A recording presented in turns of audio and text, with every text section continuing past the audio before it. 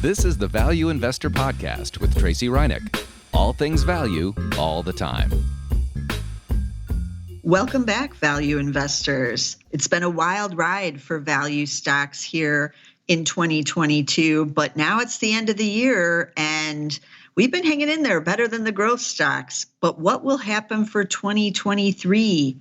If you are interested in value stocks for 2023 and you want a portfolio to actually follow above and beyond what you get on this podcast, then the Zacks Value Investor is for you. I also write that newsletter. It comes out once a week, and we own 16 stocks in the portfolio right now with a holding period of forever, but we have been having to exit some positions. We took some gains on a few this year that I thought might have peak earnings. We had to exit some to contain our losses because the call did not turn out to be the correct one with these types of market conditions on a few of our positions. But otherwise, our strategy is performing pretty well over there, and you now have a chance to go check it out. We've opened up the Zacks Value Investor again, and you can go just take a look at it if you want. You can go to zacks.com/ultimate, and it is zacks.com/ultimate, which is ULTIMATE. That's just the general trial. You can do the general trial, check out the Zacks Value Investor. And it's probably, a good time to do it because I kind of like these end of the year evaluations. And I do it every year with the Value Investor portfolio so that we could see what did work, what didn't work.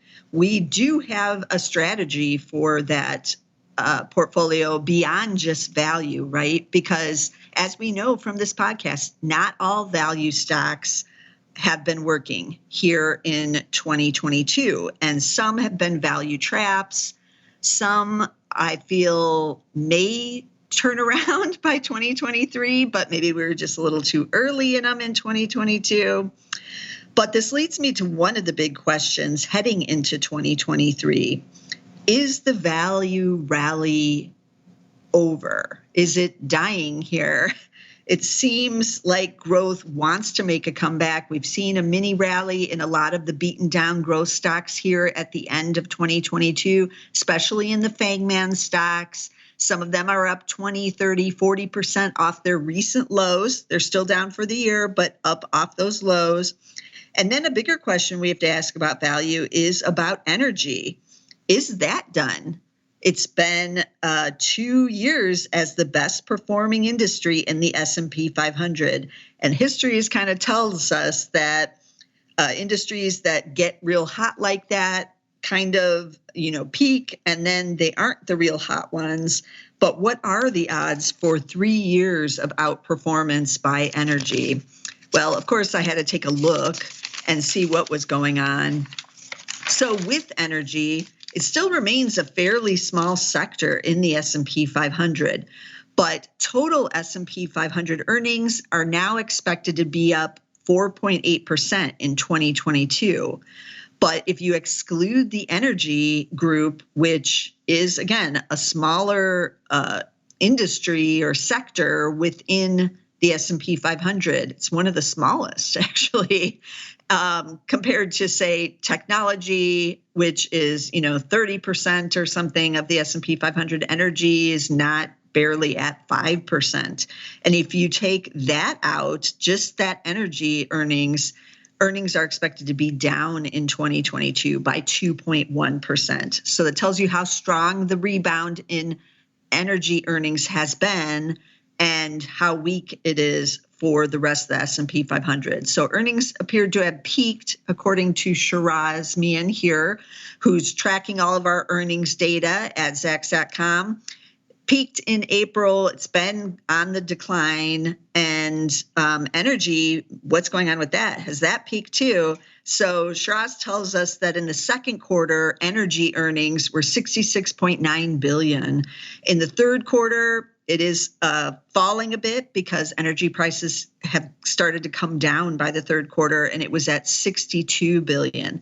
Now that's still up 122% from the third quarter of 2021 because energy, again, the prices are higher and it goes directly to the earnings of the energy companies. Most, if not almost all of them, are unhedged, but there are a few that remain hedged. But that means when it goes up, so do earnings. When earnings come down, or when oil prices come down, so do the earnings there too. So it's a little riskier to go unhedged, but in these types of market conditions, the companies feel confident enough that they can. Also, one thing to keep in mind about energy earnings is that they were going up before the Ukraine war because inventories were lower. Demand was expected to be healthier given the reopening of the economy. Nobody really foresaw that China would remain as weak as it was with the zero COVID, and nobody really foresaw the Ukraine war that would spike the prices and impact some demand as well. But by the time you get to the third quarter of next year, 2023, even the second quarter, that was the Ukraine war quarter, you're going to have falling earnings because we saw WTI and Brent spike, as high as like $130 a barrel in that quarter.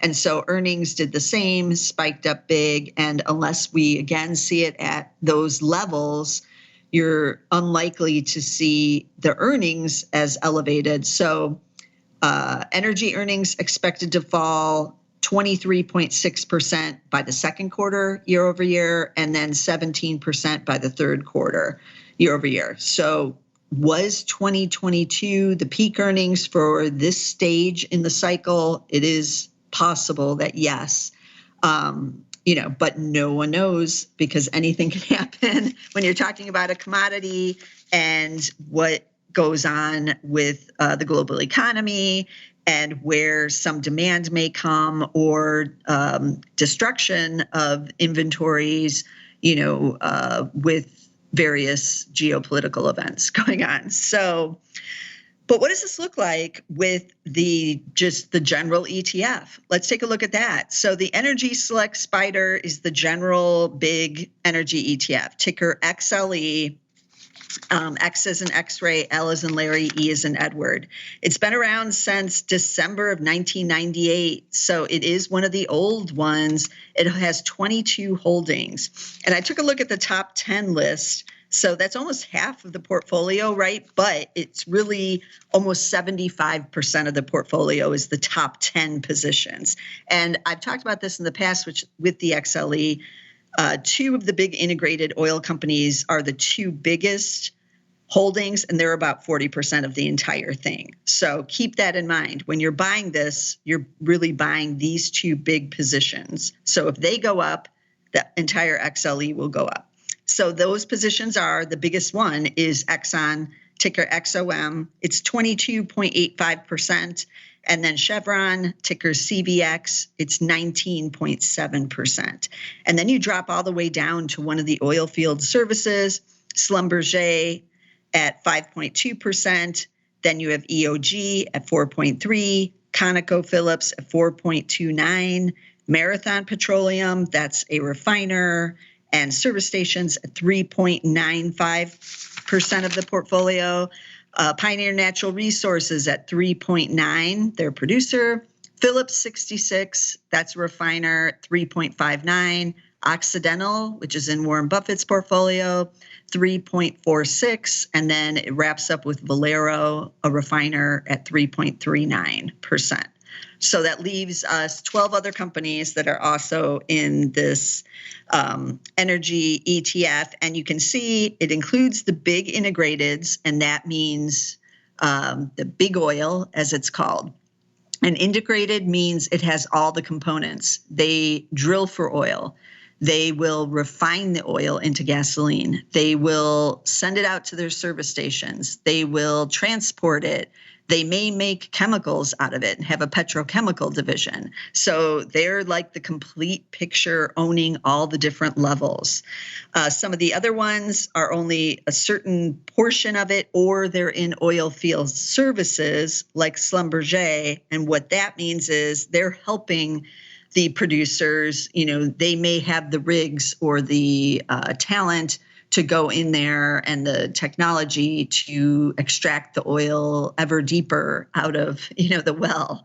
That kind of thing is on the oil field services. And there's many different types of oil field services companies across the gamut. Some do, only on the platforms. Some will literally send supplies via boats out to the platforms. Some are on the environmental side. Some are, on just the pumping. Like it runs the gamut. But these in this that I've mentioned are, including Schlumberger here, are the bigger names, the global names, and with the big market caps. So how has the XLE been doing? We know it's the best performing, right? So year to date, it's up 52.9%. It has started to roll over a bit from its recent highs here as the energy stocks have weakened in the prior month. And I'm recording this in early December 2022. So we won't know for sure for a couple of weeks what the final, 2022 tally is, but it should still be in the green, let's hope. 2 years, it's up 108.8%. But over the 3 years, I looked at that. So that's the pre-pandemic, the start of it before the pandemic actually hit, but includes the pandemic, was up 42% versus the S&P 500 up 25%. But most of that outperformance has come only in the recent couple of months, actually, if you look at the chart. So that's all interesting. Over the longer time period, it's massively underperformed the S&P 500 as energy has been in a bear market. So it has not been a pleasant place to be as a buy and hold investor. I did look at just 2020 and, the start of the year versus the very end of that year. So that was when the coronavirus hit, and then we didn't get the vaccine until November, the announcement of the vaccine. And then the crude prices turned around and the energy stocks turned around, but it was not enough to prevent a pretty nasty year in 2020. The XLE was down 36.8% that year versus the S&P 500 up 14.5%. So what is going on with these individual holdings? Maybe I want to go down that direction. Can they repeat their outperformance again in next year in 2023? Well, the outperformance really has come from that rebound in the earnings, right? That I was talking about earlier, that the earnings growth has been just so strong that it made sense to dive into all of these energy stocks. They all had the good Zacks rank.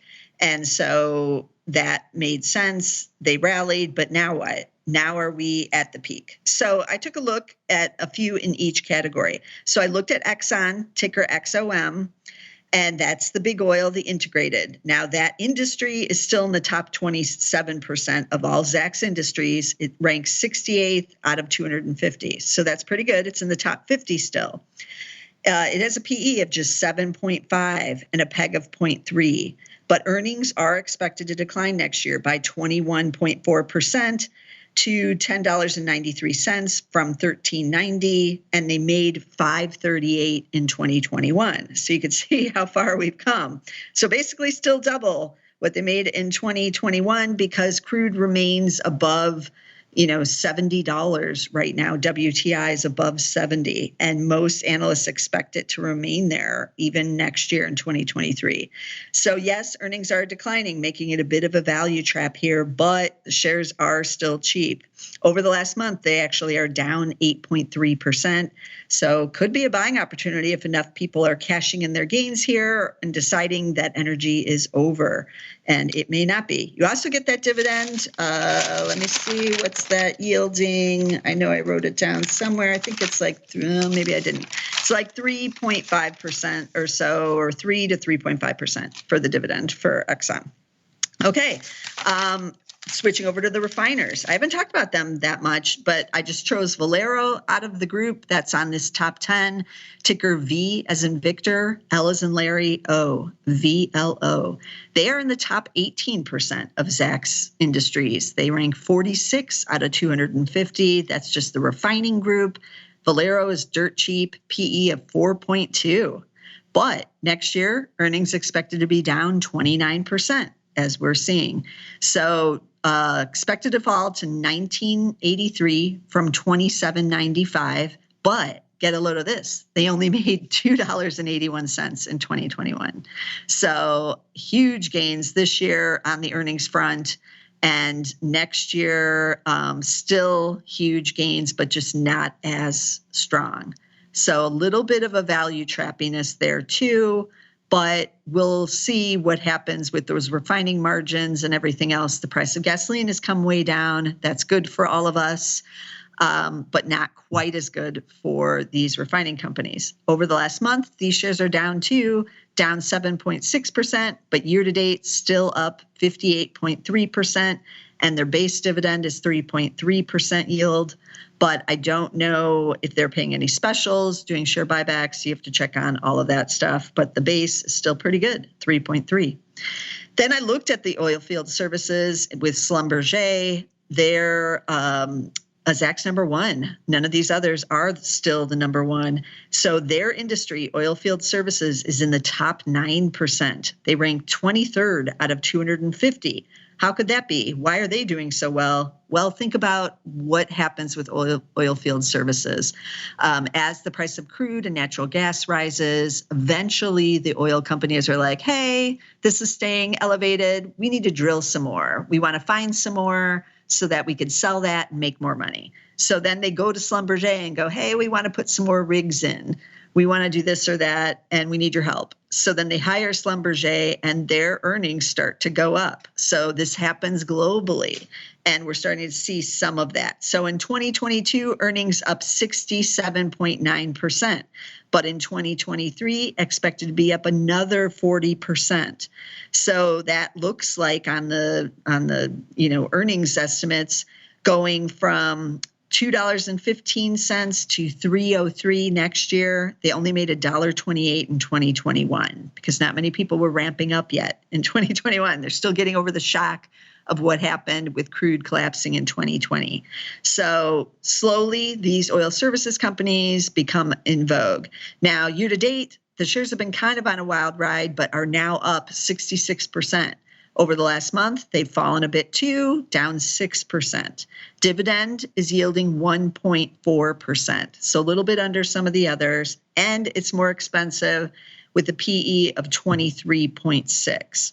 But it's not anywhere close to its 2018 highs. That's, 5 years ago, shares started to slide. They slid all the way down into the pandemic and now are on the rebound. But even with a big rebound here, they are still, not even close to their, 5-year highs.